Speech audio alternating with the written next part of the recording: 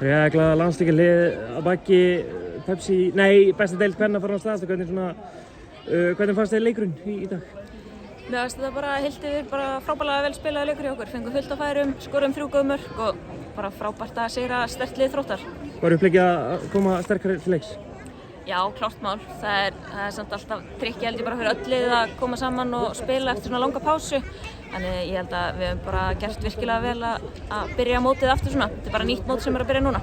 Voru frábærar í fyrri hálfleiknum, skorið 3 mörk, þú með 2 stóðsendingar, ánægð með fyrri hálfleikinn? Já, mjög ánægð með fyrri hálfleikinn. Mér fannst við bara færa liðið vel varnarlega. Þar voru ekki að ná að skapa sér mikið. Fengu þetta eina skot sem var alveg virkilega vel klárað hjá henni, lítið ekki að gera við því. En sköpuðum fleiri færi heldur en við skoruðum mörk og ég er bara mjög sátt. Sigurhálfleikurinn, engin mörk en færum voru svo sannlega til staðar. Já, báðum liðum bara. Já, mér var svona sérstaklega sinnstöðu kannski 20, þetta var rosa mikið bara svona eitthvað klafs. Ég held að margir leikmenn hafi verið þreyttir.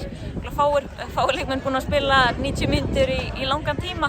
Þannig ég held að það hafi bara haft sitt að segja, en þú veist, við erum bara virkilega ánægðar að hefja síðari hálfleikinn seinni helminginn í þessu svona vel.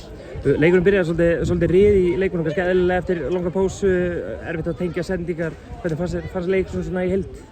Já, heilt yfir þá fannst mér þetta bara góður leikur miðað við hvaða langt síðan við spilum. Stelpurnar tóku æfingarleik við strákana um daginn og það er eini leikurinn í allan tíma, þannig ég get ekki bara verið annað en sátt, þetta er bara mjög eðlilegt. Hvernig endaði sá leikur?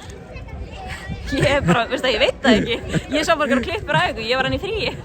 En aðeins út í Evrópumóti, svona bara vonbrigði svo við vitum öll, hvernig var svona þín frammistaða á mótinu, hvernig svona horfum við á mótið eftir á?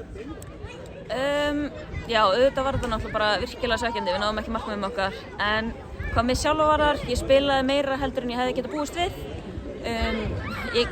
Ég fór með bara það viðhorf inn í þetta að gefa allt sem ég gat, hvort sem það var á bekknum eða þegar ég kom inn á bara til liðsins. Mér fannst ég gera vel það sem ég gerði og heilt yfir ég sátt með mína frammistöðu, en það er bara þannig að þetta er úrslitabransi sérstaklega í landsliðsboltanum og þetta er bara svekkjandi mót en heilt yfir góð upplifun. Það er svolítið leikinn aftur núna sigur og eru 3 stöðum frá Þrótti. Margir talaðu um að þetta hafi verið úrslitaleikur en nóg eftir að tímabili. Hvernig horfir það svona 3 stöðum undan Þróttum? Ég held að það sé enginn í liðinu að horfa á töfluna. Mögulega þjálfaranir getur verið en ekki við leikmenn allavega. Ég meina við töpuðum stigum móti FH á útivelli.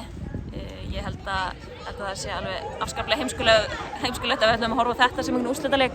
Valur eru með hörkulið þrátt fyrir lélega frammistöðu hingað til í mótinu. Við erum að fara að mæta þeim fljótlega, það verður hörkuleikur. Þannig það er fullt af erfiðum leikjum framundan hjá okkur.